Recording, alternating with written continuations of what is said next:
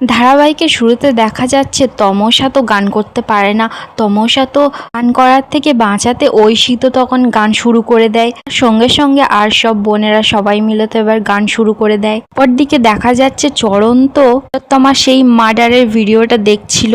ঠিক সেখানে তখনকার একজন অফিসার এসে চরণকে খবর দেয় যেন এসেছে। চরণ তখন বলছে ওদেরকে ডাকো। অফিসারটা তো ডাকতে চলে যায়। এখনই তো দেখা যাচ্ছে এখানে তো যারা তিলোত্তমার বাবা মা সেজে গেছিল তারা তো হাজির হয়। চরণ তো মিস্টার প্রবের সাথে হাত মেলায় আর থ্যাংক ইউ জানায়। মিস্টার প্রবে তখন বলছে ইনভেস্টিগেটে পার্ট হতে খুব ভালো লেগেছে। তখন তো এবার চরণ তিলোত্তমা সেই মার্ডারের ভিডিওটা আবার চালু করে দেয়। তখন তো মিস্টার প্রবে দেখে বলছে এটা কে। তখন তো চরণ জানায় এটাই হচ্ছে তিলোত্তমা। প্রবে তখন বলছে ম্যাডাম যেটা বলেছিল ঠিক সেটাই ঘটেছিল, ওদেরকে ওখানে তখনই শুট করে দেওয়া উচিত ছিল।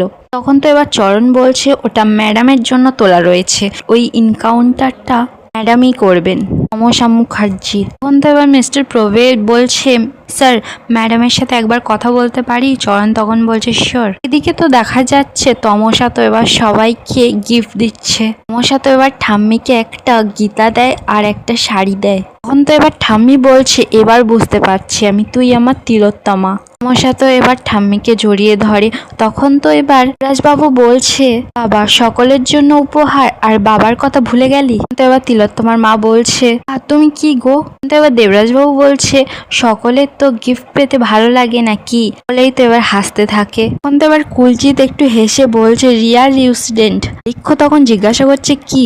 তখন তো কুলজিৎ জানাচ্ছে এই যে তোমার শ্বশুর মশাই হাসছেন। তমসা তো তখন এবার দেবরাজবাবুকে একটা ধুতি আর পাঞ্জাবি দিয়ে প্রণাম করে। দেবরাজবাবু তো এবার আলিক্ষর হাত নিয়ে তমসার হাতে দেয় আর বলে বাবা একটু আমার মেয়েটাকে যত্নে রেখো, ও সংসারী আর লক্ষ্মী মঞ্চ হবে। তমসা তো এবার মনে মনে ভাবতে থাকে আর বলতে থাকে লক্ষ্মী তো অন্য কেউ হতে চেয়েছিল কিন্তু এই অসুররা হতে দেয়নি, তাই দুর্গার আগমন সুর নিধন করার জন্য। লিখ্য তো এবার তমসাকে জিজ্ঞাসা করে কি ভাবছো। তমসা তো তখন বলে না কিছু না। তখনই তো তমসার ফোনে একটা ফোন আসে। তখন তো এবার তিলোত্তমার মা তমসাকে বলছে স্নানটা করে নিস। তমসা তখন জানাচ্ছে আমি স্নান করে এসেছি।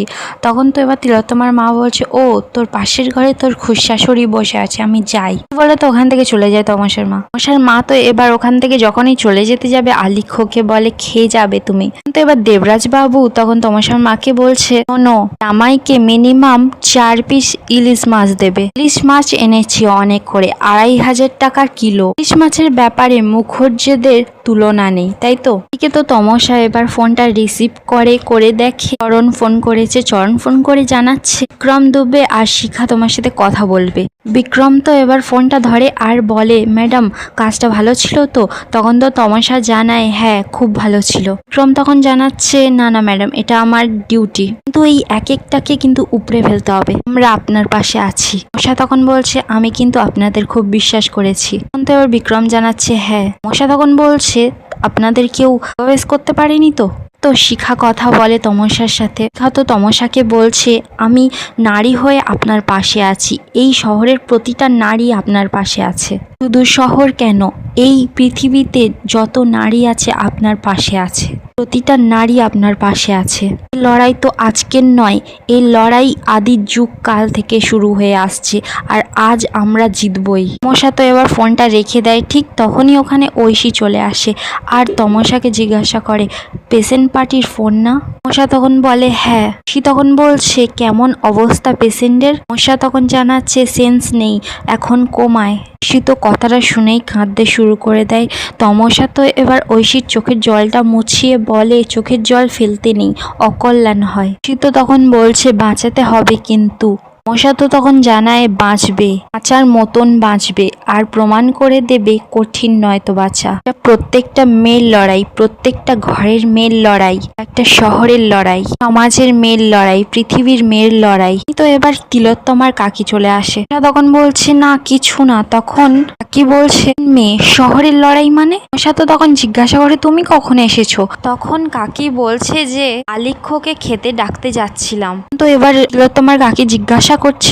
লড়াইয়ের কথা বলছিলিস? তমসা তো আবার কথাটা ঘুরিয়ে দেয় আর বলেন কিছু না, ঐশীর সাথে ওই রবি ঠাকুরের একটা নাটকের কথা বলছিলাম। আলিক্ষ কোথায়? তখন তো এবার তমসা আবার আলিক্ষর নাম ধরে ডাকে। তখনই সেখানে ঠাম্মি আসে আর বলে এ কি, তুই নাম ধরে ডাকছিস কেন?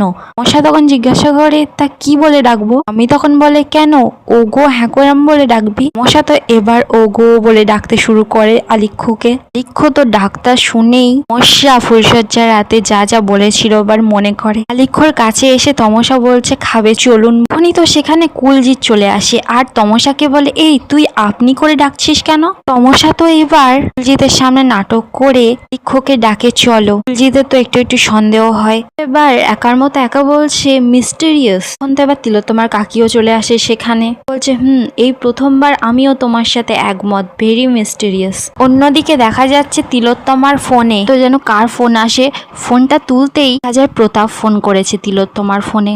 তো এবার জিজ্ঞাসা করে কে বলছেন? সাথে তখন জানায় এটা তিলোত্তমা বলছি। তখন তো প্রতাপ জানায় আমি ডক্টর সেন বলছি। তমসা তো কথাটা শুনেই অবাক হয়ে যায়, চমকে যায়। তিলোত্তমার মার্ডারের কথা মনে পড়ে, এই মার্ডারের পিছনে তাপ সেনও রয়েছে। তমসা তো তখন এবার নাটক করে বলে ও স্যার আপনি? তাপ তখন বলছে কখন আসছেন নার্সিংহোমে? তমসা তখন জানাচ্ছে আজকে তো যাব না। তাপ তখন বলছে কেন, আপনার কোনো পেশেন্ট দেখার নেই? নেই আজকে। তমসা তখন জানাচ্ছে না, কে কোনো ওটি ডাকিনি, আজকে আমি বাপের বাড়িতে এসেছি দিরাগমনে। তাপ তখন বলছে কোন বাপের বাড়ি? তখন তমসা জানাচ্ছে আমার বাপের বাড়ি, ব্রাজ মুখার্জির বাড়ি। প্রতাপ তখন বলছে আপনার মায়ের নাম? তমসা তখন বলছে এবার কি আপনি আধার কার্ড চাইবেন, প্যান কার্ড চাইবেন, এসব কেন জিজ্ঞাসা করছেন?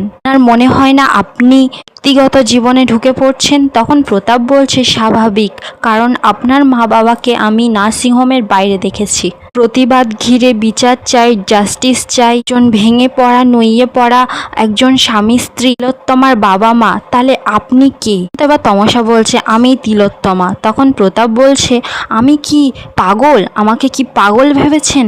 নিজের তিলোত্তমা এই বলতে বলতে তো এবার চুপ করে যায় প্রতাপ। এবার তমসা জিজ্ঞাসা করে কি থেমে গেলেন ডক্টর? প্রতাপ কেন? আপনি তিলোত্তমার নিজে কি বলুন, কেন লাশ দেখেছেন? বৃষ্টির মধ্যে রক্ত ধুয়ে মুছে গেছে? কিছু ধুয়ে মুছে যায়নি ডক্টর প্রতাপ সেন, একদিন এরকমই বৃষ্টি নামবে, কি শ্রাবণ মাস থাকবে আর আপনি একই জায়গায় থেকে ছটফট করবেন। প্রতাপ সেন তখন বলছে আপনি কে, আপনি কি করে জানলেন? মশা তখন বলছে আপনার পেছনে দাঁড়িয়েছিল ডক্টর, তিনি আপনার মোসাইব করেন। প্রতাপ তো তখন ভয় পেয়ে বলছে কে আপনি, ক্রস ইউর লিমিট, কে আপনি বলুন। মশা তখন বলছে তিলোত্তমা। তিলোত্তমার মোবাইলে ফোন করেছেন, আমি তিলোত্তমা শ্বশুর বাড়িতে ঘর করছি, বাপের বাড়িতে এসেছি, স্বামীকে নিয়ে ঘর করছি, বিয়ে হয়েছে, হাত কাপড় হয়েছে, ফুলসজ্জা হয়েছে, আমি আর কে হতে পারি? তখন বলছে আমাকে চেনেন না আপনি, আপনি আমার সাথে খেলছেন। মশা তখন বলছে হ্যাঁ, খেলা সবে শুরু হয়েছে। এখানেই আজকের এপিসোডটা শেষ হয়ে যায়। ভিডিওটা কেমন লাগলো কমেন্ট জানাতে ভুলবেন না।